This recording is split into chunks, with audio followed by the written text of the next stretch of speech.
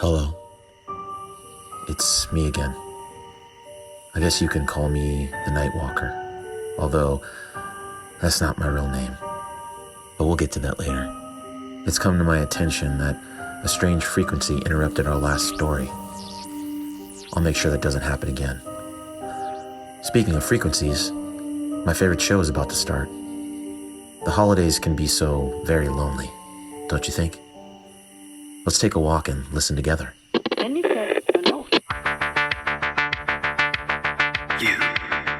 now listening to Midnight News.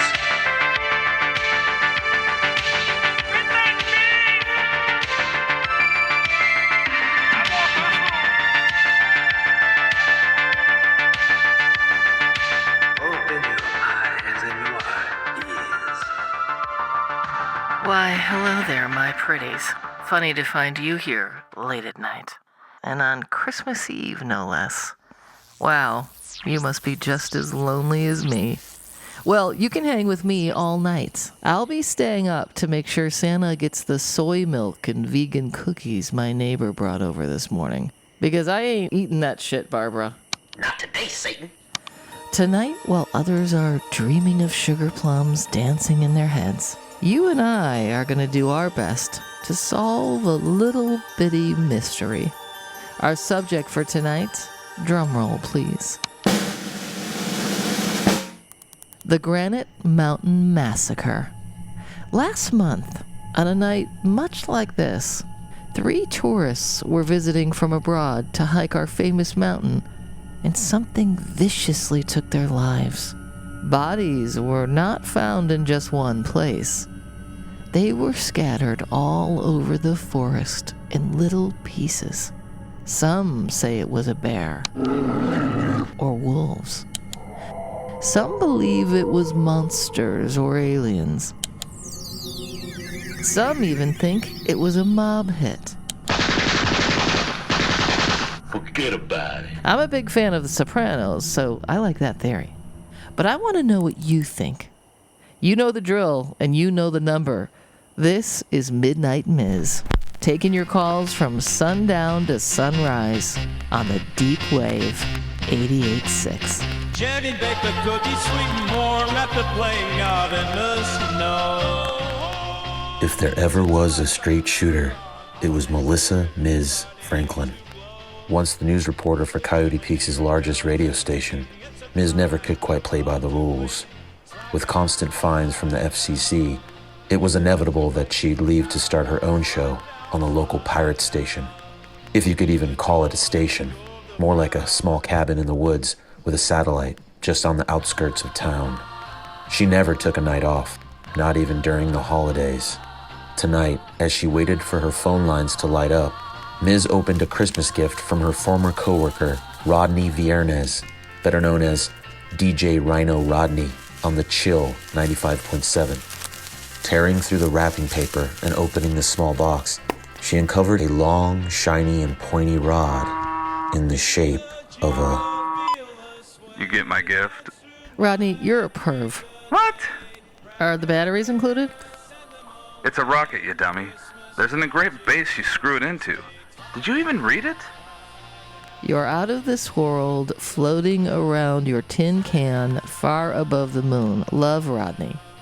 Bowie, baby! I got it for your desk, so you'll always be thinking of me. It's cute.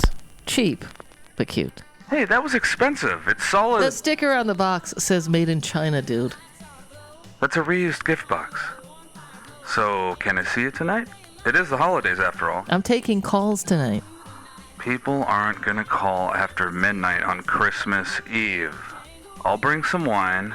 Just put on Dark Side of the Moon like we always do. That's plenty of time.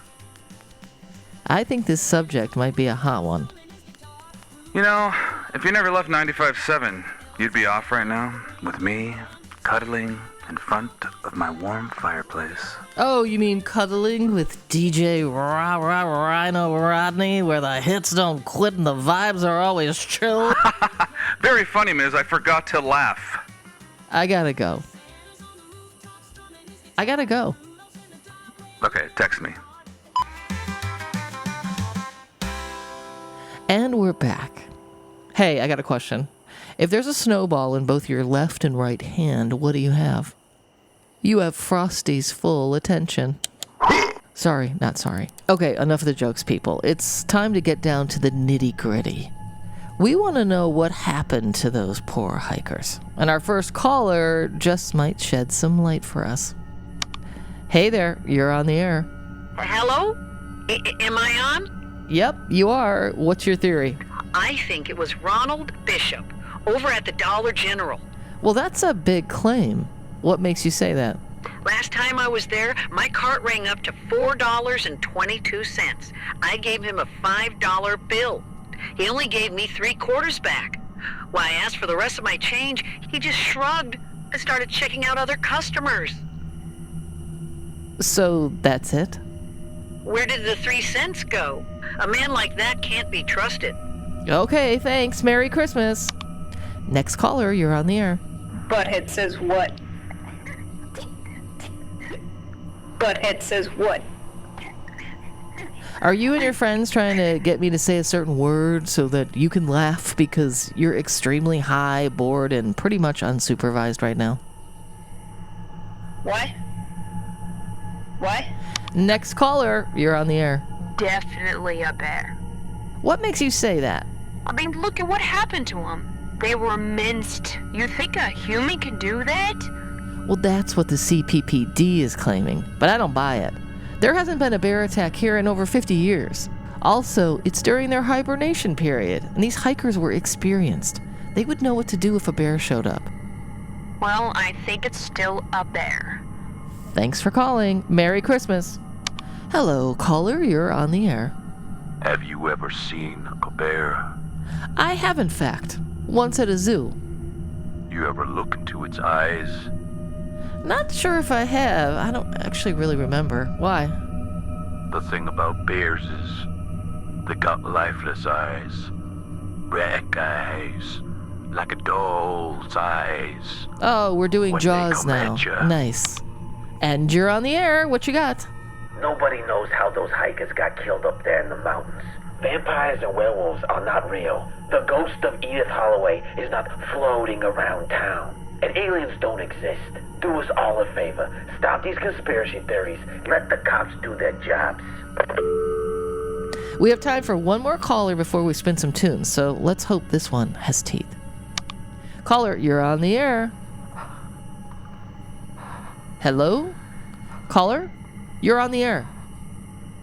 Yeah, hey, is this Midnight Miz? I would say in the flesh, but we're on the wire, so how about in the air? You don't sound like you're from here, my friend. New Zealand? Australia. Please don't kill me. I know you guys hate it when us dumb Americans mix that up. Okay, very cool. What's your name? It's Jack. Nice to meet you, Jack. So, my Outback buddy, you've got a theory on what happened to those hikers. It was me. I did it. The wind left Miz's stomach. Something about the way he said this made her believe him. This didn't seem like another prank. What do you mean by that, Jack? The hikers. Last month. I killed them. Is this a joke? I saw the flesh rip apart. The blood was so thick. It was beautiful. It was so pure. I think I enjoyed it. I have to be stopped. Miz looked down to her phone to see a text from Rodney. Keep him on the phone. I'm calling the police. You seem like a nice guy, Jack. Any reason why you would do something like that? Voices. The voices tell me to do it. They're always so loud. I can't think! Well, tell me more about these voices, Jack. When did they start talking to you? On the mountain. Granite Mountain? I've hiked my whole life. Since I was a boy. It was my passion. My mate told me to go to the States and check out Coyote Peaks. He said it was one of the most beautiful places he'd ever trekked. So of course I had to go. So the voices started when you got here, Jack? It was the third night. I set up a camp in a small clearing I'd found just outside of a private preserve. You mean the Hollow? I was reading my book when I heard a loud growling sound in the distance. It kept getting closer and closer till it found me. It found me. A bear? Ah! It was something else. So I grabbed my knife and I stabbed it over again. I must have got about a quarter mile up, dragged myself into a cave. I thought I was gonna die there. The next morning, I dragged myself back down. I needed supplies. And that's when I saw her. Just a naked woman. Dead. In the tent. Ms. looked down to her phone. Another text from Rodney. This guy totally killed his fucking chick. I never asked you, Jack. Did you hike there alone? Never seen her before in my life. You're not listening. She was a beast. The night before, she tried to kill me. Now, she's in me. Do you understand? I'm sorry, Jack, but I don't. Maybe you can tell me this story again, and we can kind of It's go... the full moon. This happens once a month, every full moon, don't you see? Please, help me before I change, and it's all too late. Oh, damn. That was so good, dude. You got me. Please, help me. Please. Let's give it up for Kangaroo Jack, the troll of the night. Bravo, man. We have the answer, people. Ding, ding, ding, ding. A Christmas werewolf. You played yourself.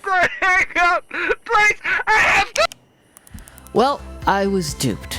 Really thought we had a cool serial killer story on our hands.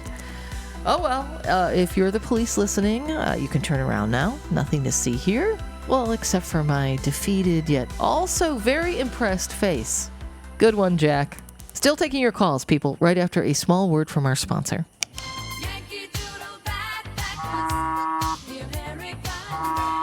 Are you okay? Did you really call the police? Well, duh. I thought the guy was confessing. I'm sick of these trolls, Rodney. Okay, let's just calm down and breathe, okay? It's lighting up. Don't. This is Midnight Ms. Caller, you're on the air. Why won't you listen to me? Oh, you again. Great. I'm telling you the truth. I'm not falling for it, pal. Please, don't hang up. I have to tell you why I called. I have to warn you. Warn me of what, Jack? The voices are telling me. You're next. Are you threatening me? Next! Jack, what is going on, man?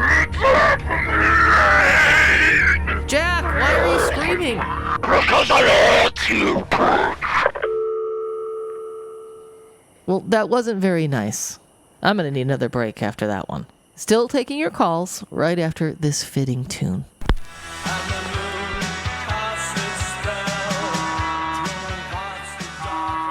I'm gonna have an officer come down there. No, it's fine. He's just messing with me. I'm sure the listeners are loving it. It's good radio. Well, I'm coming over there. Just give me an hour, okay? I'll put Dark Side on. It fits the theme now anyway. I'll bring wine. 2 bottles.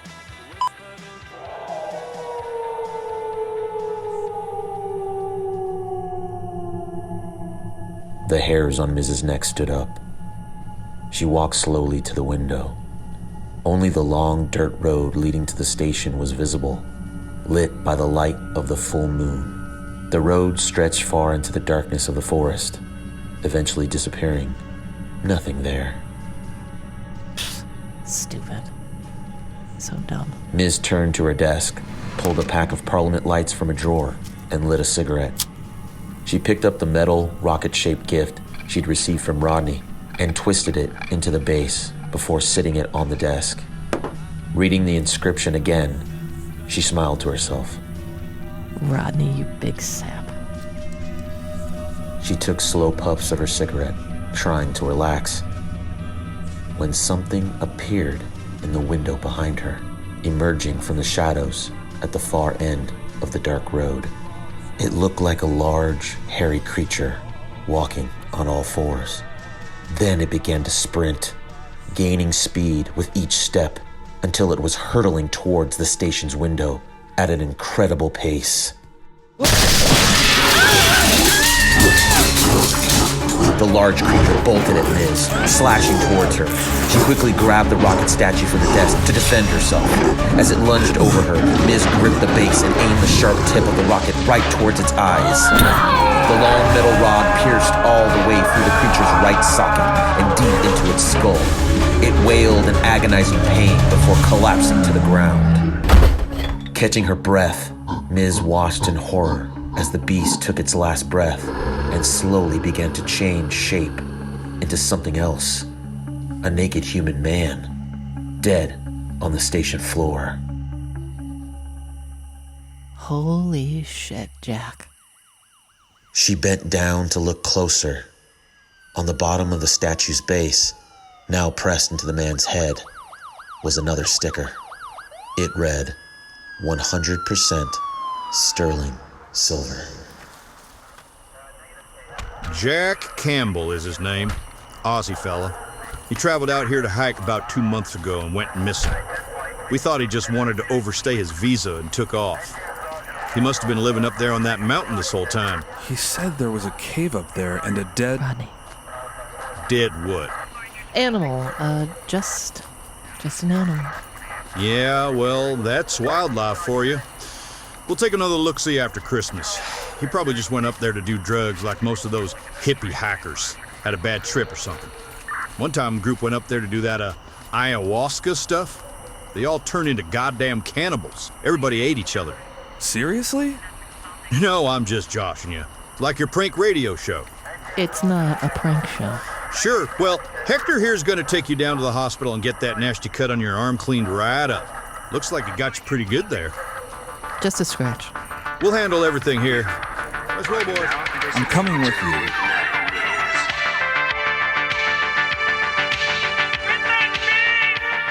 Well, I'm back, my pretties. No kangaroo killer is going to stop the old Miz. Thank you for all your lovely cards and flowers, but please, no more wolfsbane. Our subject for tonight's, drum roll please. The mysterious death of Cody Thompson. Did he really sleepwalk off that ridge? Or did someone or something push him? Midnight Miz was back on the air within a few months. But this time around, she made sure to start taking nights off. Specifically, one special night of every month.